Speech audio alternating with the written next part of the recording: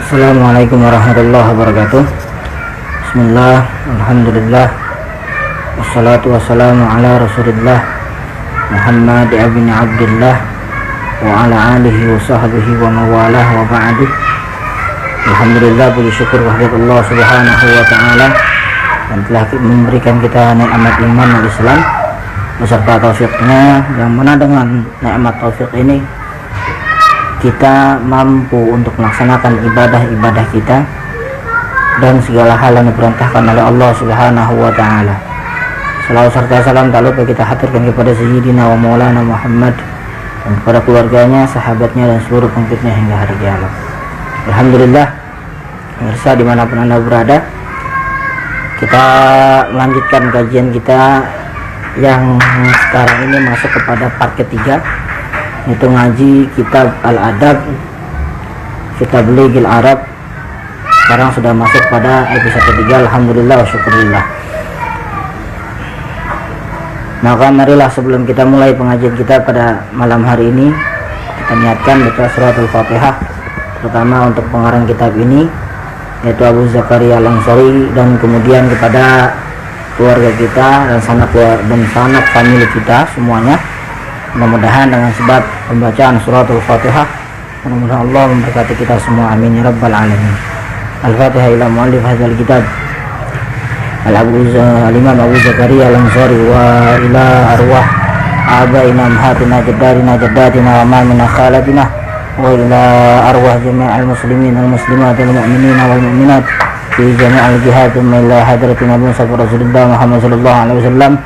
Al-Fatihah. أعوذ بالله من الشيطان الرجيم. بسم الله الرحمن الرحيم.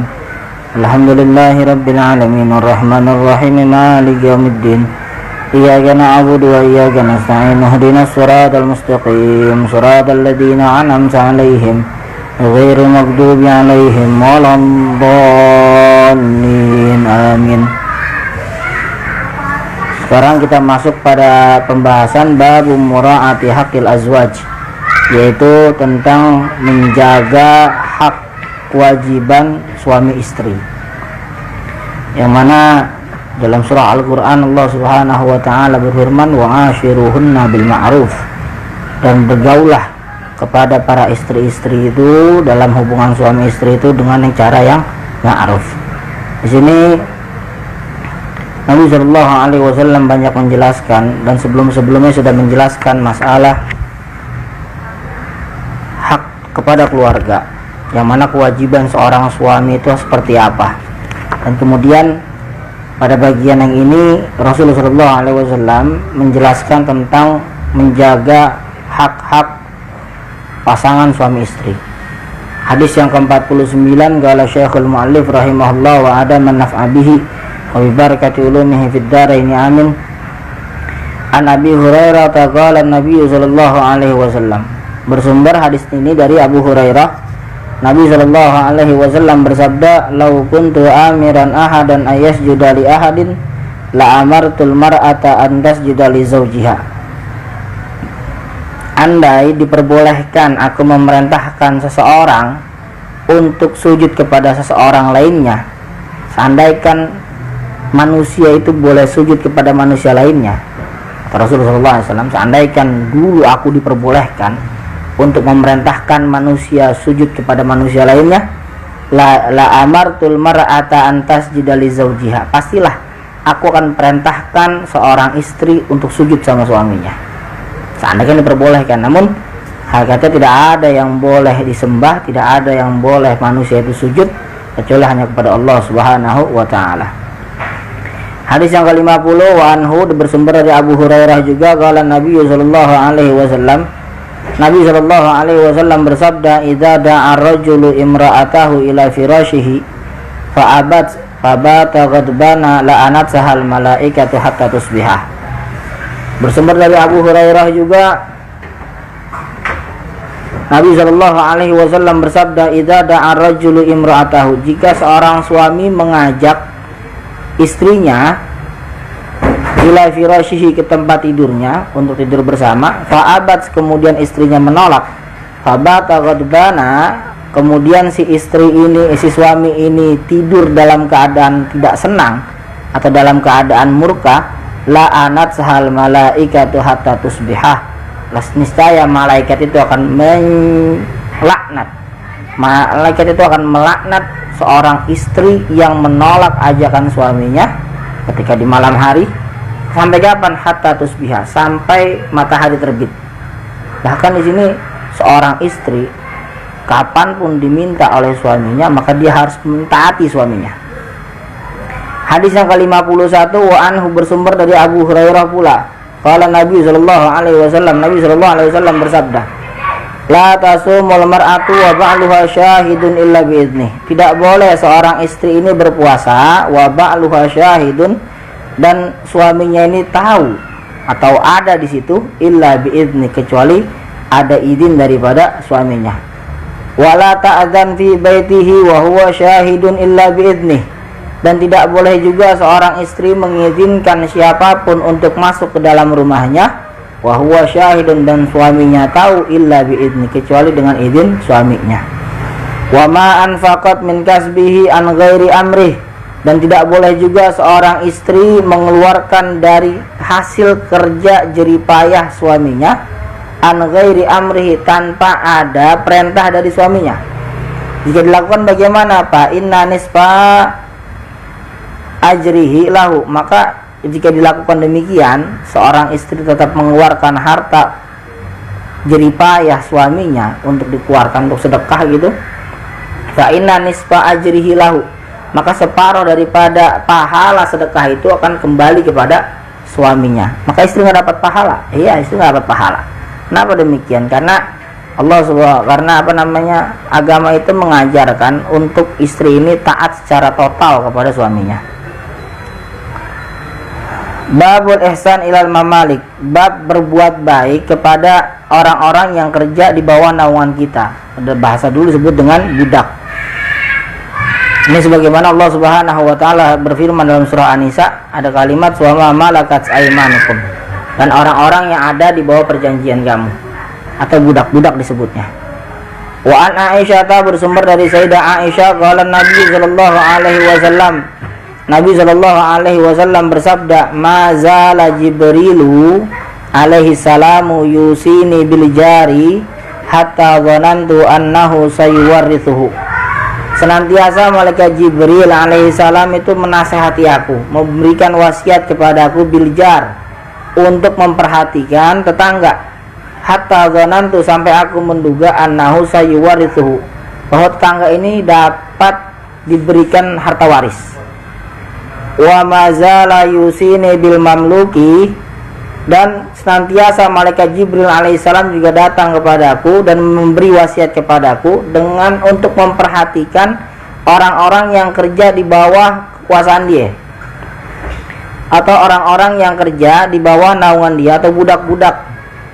Hatta dhanantu, sampai aku menduga ayyadribalahu ajalan aw waqtan idza balaghahu utiqa, sampai aku menduga bahwasanya seorang yang mempekerjakan budak atau mempekerjakan orang lain ini harus ada ayyadribalahu ajalan, disiapkan perjanjiannya. Idza balaghahu, ketika sudah sampai ke perjanjian tersebut, utiqa, maka budak tersebut harus dibebaskan. Ini yang kita pakai. Jadi ada sistem namanya sistem kontrak. Hadis yang ke-54, wa ana aliyin qala, bersumber dari Sayyidina Ali, ia berkata, kana akhiru kalamin Nabi sallallahu alaihi wasallam, akhir daripada ucapan Nabi sallallahu alaihi wasallam, as-salata ittaqullaha fi ma malakat aymanukum. Perhatikanlah salatmu, kata Rasul sallallahu alaihi wasallam. Kemudian Rasul melanjutkan, ittaqullaha fi ma malakat aymanukum. Kemudian takutlah kepada Allah fima malakat aymanukum, pada sesuatu yang kamu ini memiliki perjanjian kepada mereka-mereka orang. Maksudnya budak-budak kita. Budak-budak di zaman dahulu itu ada zaman perbudakan. Namun zaman sekarang udah gak ada perbudakan. Mungkin ini masuknya kepada apa? Kepada orang-orang yang kerja di bawah naungan kita. Misal kita punya yayasan, kita punya perusahaan, maka perhatikanlah orang-orang di bawah kita. Nah, di Indonesia ini ada berlaku namanya sistem kontrak. Nah, sistem kontrak ini kalau dilihat secara maqasid syariah, tujuan syariat itu sesuai dengan apa yang disabdakan oleh Rasulullah SAW. Kenapa demikian? Karena Rasulullah SAW pun mengatakan, mazala Jibrilu yusini bil mamluk. Malaikat Jibril ini senantiasa datang kepada aku, yusini bil mamluk, untuk memperhatikan para orang-orang yang kerja di bawah naungan kita. Zaman dahulu budak. Hatta dhanantu ayadribalahu ajalan aw waqtan idza balaghahu utiqa. Sampai aku menduga bahwasanya budak ini harus dibuatkan kontrak masa kerja. Idza balaghahu, ketika masa kerjanya sudah selesai, utiqa, maka dia dibebaskan. Sekarang udah ada masa kerja, ada kontrak kerja, ketika selesai ya dibiarkan. Hadis yang ke-54, wa an Ummi Salamah, bersumber dari Ummi Salamah, qalat, ia berkata, karena Nabi sallallahu alaihi wasallam, Nabi sallallahu alaihi wasallam yaqulu, bersabda, fi maradihi, di dalam sakitnya, Allah, takutlah kepada Allah, as-salata, perhatikan salatmu, wa ma malakat aimanukum, dan orang-orang yang ada di bawah naungan kamu. Jadi ketika sakit pun, di akhir sakitnya Rasulullah SAW ini mengingatkan kita untuk memperhatikan orang-orang yang kerja di bawah naungan kita, orang-orang yang kerja bersama kita, orang-orang yang ikut sama kita, itu harus kita perhatikan. Hadis yang ke-55,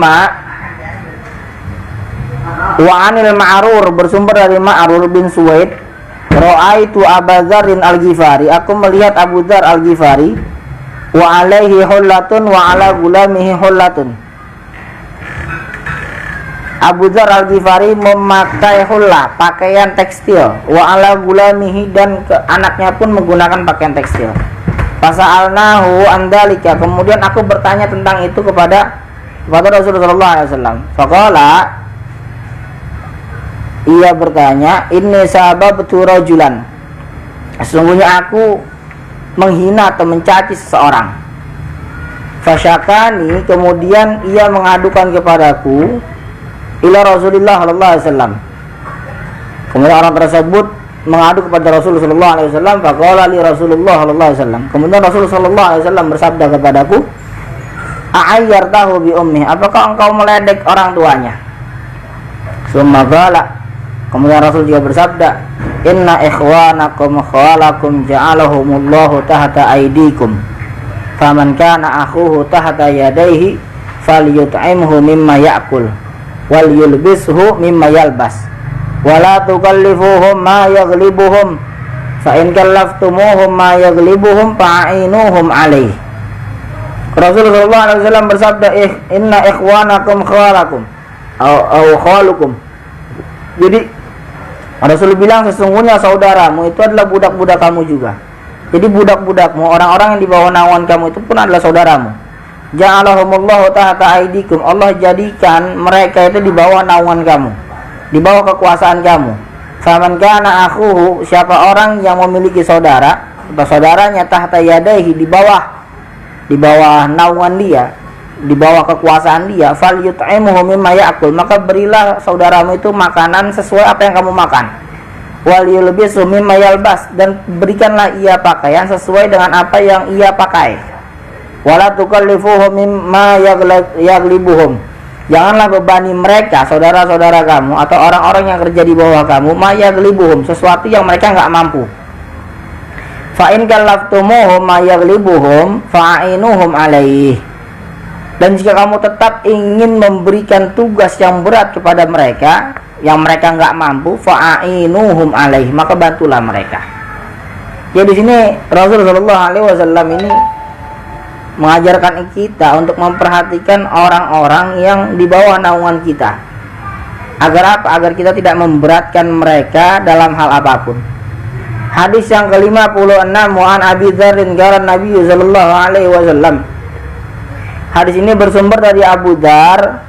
Nabi sallallahu alaihi wasallam bersabda, man la amakum min mamlulikum fa'atimuhu mimma ta'kulun waqsuhu mimma taksun, wa man la yulaimukum minhum fabi'uhu wa la tu'adzibu khalqallah. Siapa orang yang membuat perjanjian kepada orang-orang yang kerja bersamamu, fa'ataimuhu, maka berikanlah ia makan sesuai dengan makanan yang kamu makan. Waqsuhu mimma taksun, dan berikanlah ia pakaian berikanlah, kasihlah dia pakaian mimma taksun, dari sesuatu yang kau pakai juga. Wa man la yulaimukum minhum, dan jika engkau enggak buat perjanjian kepada mereka, fabi'uhu wa la tu'adzibu khalqallah, maka biarkanlah mereka, lepaskanlah mereka, juallah mereka. Kalau bahasa perbudakan itu jual. Kalau kita nggak mampu menjalankan perjanjian yang sudah kita buat, maka fabi'uhu, lepaskan mereka. Wala tu'adzibu khalqallah, dan janganlah kamu menyiksa makhluk Allah. Wa an Abu Hurairah qala Nabi sallallahu alaihi wasallam, bersumber dari Abu Hurairah, Nabi sallallahu alaihi wasallam bersabda, idza sana'a khadimu ahadikum lahu ta'aman faja'a bihi qad walla harruhu wa dukhanuhu falyaq'udhu ma'ahu falyakul. Jika pelayanmu, pembantu seseorang di antara kamu membuatkan kamu makanan, faja'a bihi, kemudian ia datang kepada kamu dengan membawa makanan tersebut, qad walla harruhu wa dukhanuhu, itu sudah hilang panasnya dan asapnya udah enggak ada, falyaq'udhu ma'ahu falyakul, maka duduklah bersama pembantumu dan makanlah bersama mereka. Fa in kana ta'amu masyhuhan qalilan falyada' fi yadihi uklatan aw uklataini, maka jika kondisinya makanan itu diminta oleh seseorang, maka letakkanlah tanganmu pada makanan tersebut, maka berikanlah ia sesuap atau 2 suap. Hadis yang ke-58, wa an Abi Mas'udin al-Ansari qala, bersumber dari Abu Mas'ud al-Ansari, ia menceritakan, kuntu adribu gulaman li, dulu aku pernah memukul budakku. Fasami'tu min khalfi sautan, kemudian aku mendengar suara, i'lam Aba Mas'udin, ketahuilah wahai Abu Mas'ud, i'lam Aba Mas'udin, ketahuilah wahai Abu Mas'ud, i'lam Aba Mas'udin, ketahuilah Abu Mas'ud, Allahu aqdaru alaika minka alaih, Allah subhanahu wa ta'ala mentakdirkan engkau, menentukan engkau sebuah takdir hal demikian. Faltafattu fa idza huwa Nabi sallallahu alaihi wasallam, kemudian aku menghilangkan, aku beralih kepada Rasulullah sallallahu alaihi wasallam. Faqultu, kemudian aku bertanya, ya Rasulullah, wahai Rasulullah, wa huwa harun liwajhillahi, dia dalam kondisi menghadap Allah subhanahu wa ta'ala, dalam kondisi sedang marah Rasul itu. Qala amma law lam taf'al lalafa'atkan naru, andaikan kamu tidak melakukan demikian, maka neraka akan menyambar mukamu. Aulamassatkan naru, sama, api nerakanya akan menyambar mukamu. Hadis yang ke-59, wa ani bin Umar, bersumber dari Abdullah bin Umar, qala Nabi sallallahu alaihi wasallam, Nabi sallallahu alaihi wasallam bersabda, man latama mamlukahu, siapa orang yang memukul orang yang kerja di bawah naungan dia atau budaknya. Kata Rasul, siapa orang yang memukul budaknya atau orang yang kerja ini dipukul, au darabahu haddan, atau ditentukan suatu hukuman kepada orang yang kerja di bawah naungan kita, lam yatihi, dikarenakan karena dia nggak melakukan tugas yang kita suruh, fakafaratuhu, maka kafarahnya, tebusannya adalah ayyutiqahu, bebaskan dia. Jadi zaman dahulu budak itu dianiaya, digambarin, dipukulin, dipecutin. Bahkan banyak para sahabat-sahabat Rasulullah SAW dari kalangan budak. Salah satu contohnya yang sudah masyhur, Bilal bin Rabah, ketika sebelum dibebaskan oleh Sayyidina Abu Bakar As-Siddiq, beliau ini disiksa oleh Abu Jahal. Siksa Abu Jahal, digebugin tiap hari, sampai akhirnya dia dibebaskan. Kemudian Rasulullah SAW bersabda demikian, siapa orang yang mukul budaknya atau menetapkan sebuah hukuman kepada budaknya dikarenakan karena dia tidak mau melakukan tugasnya, maka balasannya adalah bebaskan dia. Gitu. Wa anhu, dan bersumber dari Abdullah bin Umar, an Nabi sallallahu alaihi wasallam, dari Nabi sallallahu alaihi wasallam, annahu gila, bahwasanya Rasul sallallahu alaihi wasallam pernah ditanya, kam ta'afu anil khadim, berapa kali engkau memaafkan budak-budakmu? Qala, kata Rasul sallallahu alaihi wasallam, afu anhu kulla yaumin sab'ina marrah, aku ini memaafkan semua budakku itu sehari 70 kali. Maksudnya apa? Jumlah 70 kali ini Rasul menjelaskan bahwasanya setiap kali budaknya melakukan kesalahan atau orang-orang yang kerja di bawah naungannya, di bawah perusahaan dia melakukan kesalahan, dia maafkan, nggak diperibet gitu. Wa an Abi Hurairah, bersumber dari Abu Hurairah, qala Nabi sallallahu alaihi wasallam, Rasulullah sallallahu alaihi wasallam bersabda, man kadzaba mamlukahu bizina. Siapa orang yang menuduh budaknya berzina atau orang-orang yang kerja di bawah naungan dia dituduh berzina, uqima lahu alaihi haddu, maka akan yaumal qiyamah, maka akan ditegakkan hukuman kepada orang tersebut pada hari kiamat, illa kecuali ayyakuna kama qala, kecuali sesuai. Jadi kalau qadzab itu adalah tuduhan perzinahan kepada seseorang. Nah, jika nggak tertuduh bahwa orang ini nggak berzina, maka dia akan ditegakkan oleh Allah Subhanahu wa taala hukumannya pada hari kiamat nanti. Kecuali Allah nggak bakal seksa dia kecuali tuduhannya itu terbukti gitu. Babul mamluk idza nasoha, bab seorang budak ketika ia menasehati. Jadi boleh nggak budak ini menasehati gitu. Wa an Abi Musa, hadis yang ke-62 bersumber dari Abu Musa, qala Nabi sallallahu alaihi wasallam, Nabi sallallahu alaihi wasallam bersabda, al mamluku alladzi yuhsinu ibadata rabbih, budak atau orang yang kerja di bawah perusahaan orang lain, alladzi yuhsinu ibadata rabbih, ia bagus dalam beribadah kepada Allah, wa yuaddi ila sayyidihi, dan dia menunaikan semua perintah tuannya, alladzi lahu alaihi minal haq, maka baginya itu memiliki kewajiban daripada kebenaran, wan nasihati wa ta'ati lahu, dan boleh memberikan nasihat atau masukan, wa ta'ati lahu, dan taat kepada pemimpin tersebut. Ajrani, dia dapat 2 pahala. Yang pertama, ajrun ma'ahsana min ibadati rabbi. Yang pertama, dia mendapatkan pahala disebabkan karena dia bagus dalam beribadah kepada Allah Subhanahu wa taala. Yang kedua, wa ajrun ma'adda ila malikihi alladzi lahu alaihi minal haq, yaitu pahala yang ia dapatkan ketika ia menjalankan tugas dari pemiliknya, alladzi lahu alaihi minal haq, yaitu daripada kebenaran. Hadis yang ke-63, wa an Abi Burdah, bersumber dari Abu Burdah, an abihi, dari bapaknya, qala Nabi sallallahu alaihi wasallam, Nabi sallallahu alaihi wasallam bersabda, salasatun yu'tauna ujurahum marrataini. Ada 3 orang yang diberikan pahala mereka itu 2 kali. Jadi ada 3 orang kelompok yang mereka ini diberikan pahala 2 kali. Pertama, rajulun, seseorang, aminun bil kitabil awal, orang-orang yang mengimani kitab-kitab Allah sebelumnya, seperti Taurat, Injil, Zabur, ini mereka imani. Wal kitabil ladzi unzila alaihi ala Muhammadin sallallahu alaihi wasallam, dan dia juga mengimani Al-Qur'an yang diturunkan kepada Nabi Muhammad sallallahu alaihi wasallam.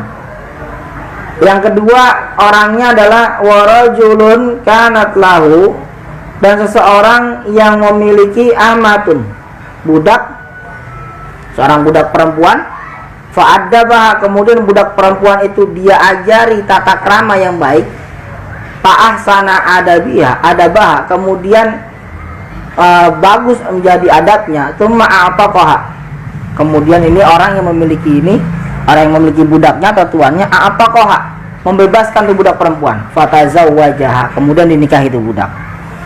Wa abdun, dan seorang budak yang akan mendapatkan pahala 2 kali.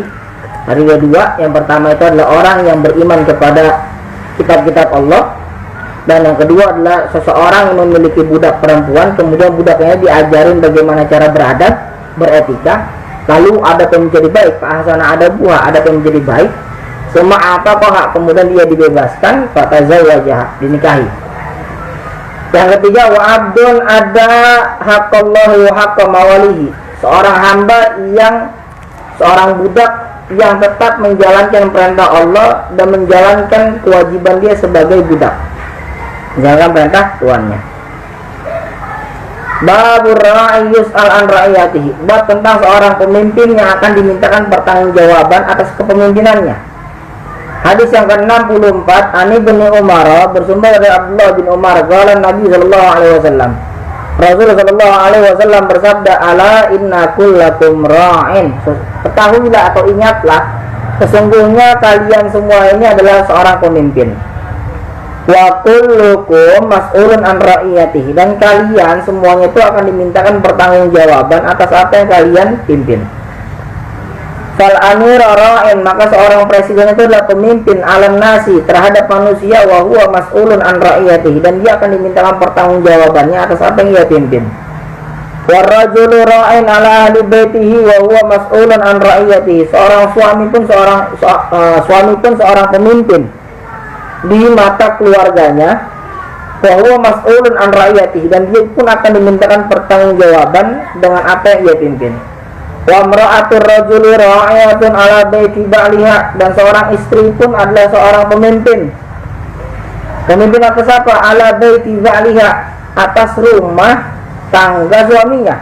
Wa waladiha, dan anak-anaknya. Wa hiya mas'ulatun anhum, dan itu pun akan ditanya tentang itu semua kepada si istri tadi. Wa abdur rajuli, dan seorang hamba pun juga ra'in, pemimpin, ala mali sayyidihi, atas harta tuannya. Wa huwa mas'ulun anhu, dan dia pun akan ditanya masalah itu. Ala, ketahuilah, fa kullukum ra'in wa kullukum mas'ulun an ra'iyatihi. Ketahuilah bahwasanya kamu ini adalah seorang pemimpin, dan kamu akan dimintakan pertanggungjawaban atas apa yang kamu pimpin. Babu ismin man khabbaba khadiman al ahli.